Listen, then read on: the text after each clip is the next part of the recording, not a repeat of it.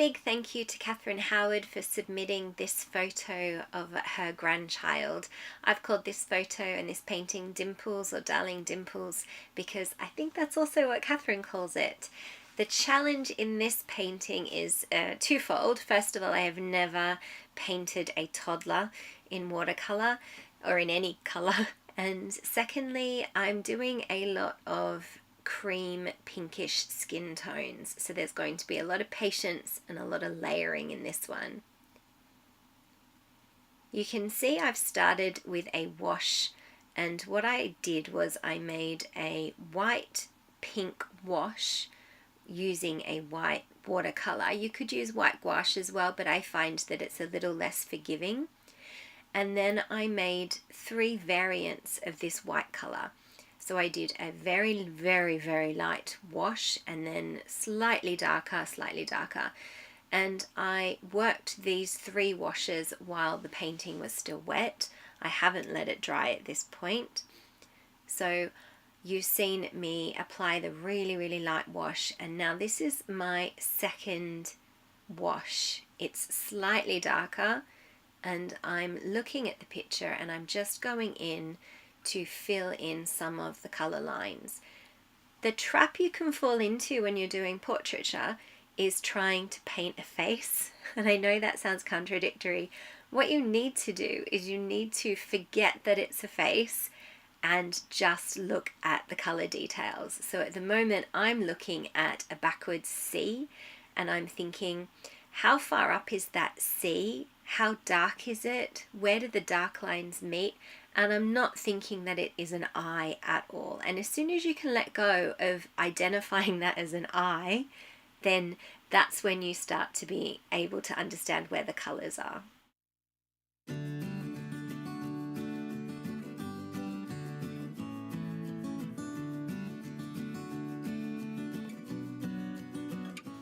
I find with portraiture that it is really just about the layering, and in particular trying not to make any mistakes that aren't reversible. So I've started the nose, and I'm just consistently going back and trying to fill in the right shapes. And with the eyes, I'm just going back and I'm trying to just create more detailed layers and not go too far and really pull back. And this was really helpful as well for the drying time, because I'm incredibly impatient. And so just doing a little section at a time, I'd do a little bit of the eyes, and then I'd move on for a little bit of the lips, and then I'd go back to the eyes, and I'd try to really just keep them together so that I could make very tiny corrections.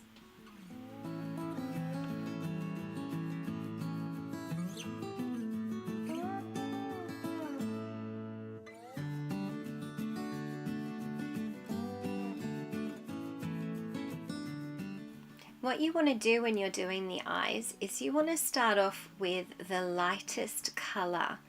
So it's going to look a little bit weird and like you haven't actually done an eye, but because you're building up the layers, you want to start with a really light color. And I started with a really pale baby blue, even though Darling Dimples, the eyes there look like they're a little bit grayer. So I'm putting in layer after layer to get the right tone.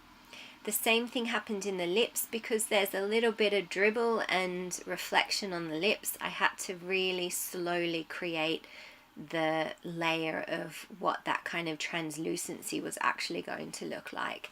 The lips were actually the hardest thing to do on this painting, and you'll see why as we kind of continue, but I had to kind of get it out of my head that they were actual lips, and that was really difficult, so I need to practice that a little bit more.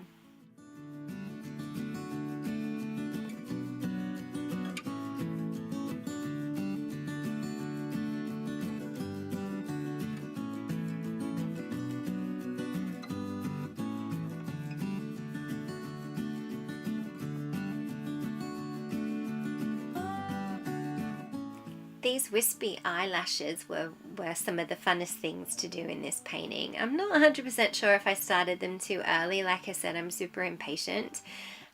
You want to be careful if you're putting in fine detail like this before you've put in all the rest of your color, because if you go over that detail with a wash, you're going to just wash it away.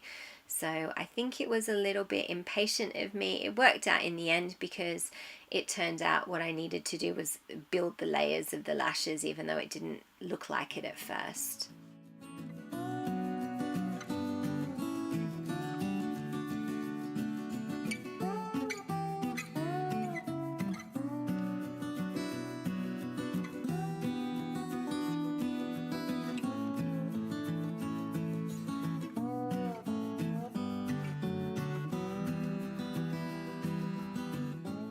Thinking back to the painting challenge that I did of Henry the Mutt, and just adding this grey in here to be a darker white, so you can see on the left eye it's not completely white inside the eye. You can see in the photo that I was sent that it's actually really quite grey, and that's what makes the eye pop and what makes it look like it's kind of coming out of the page. If you just leave it white, it's going to look really flat. So you have to be brave, and you have to kind of just mark off that section and just really go for it and add in very, very soft grey to begin with. You can see there I've very tentatively put in a corner, and then I'm going to match it with the eyelashes, and I'm just really dabbing the paint at this point. It's taking a long time. I decided not to speed through any of this painting, because it's really important for you to see that it's not a quick process. If you're able to finish one of these quickly, then my congratulations to you, but for me it takes several hours, and I come back to it, and sometimes getting a bit of distance from it is really important. You can see what I do is I start one eye, and then I think I'm happy with where that is, and I've learnt my lesson about not overworking it, and so I'll come back to it later and I'll go somewhere else, and then I'll let that dry, and that's kind of given my eye a bit of time to relax and come back and see actually what I've got wrong or what I've got right or what needs to be corrected. Because when you're thinking about portraiture, it is sometimes the smallest little dot in the right place that makes the picture seem realistic or seem like the likeness is on point. And conversely, it's exactly the same dot in the wrong place that makes it look like that it's not a correct representation. So I like to work very, very slowly on these.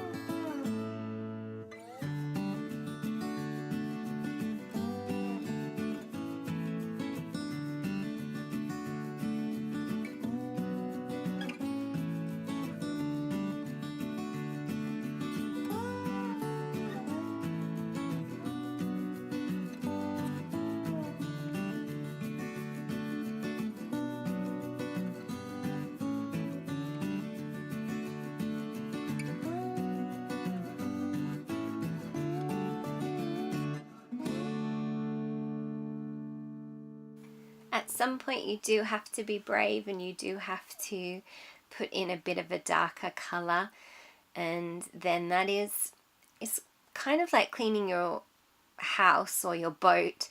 You can kind of get halfway through the cleaning and think that you've made more mess than cleaned up, and that's kind of what I think this point of the painting is, where everything's in the middle point where you have to just power on to see whether or not you can get the likeness correct. So that's the point we're at now, where the likeness is wanting to come through, but it's just a matter of whether or not it can.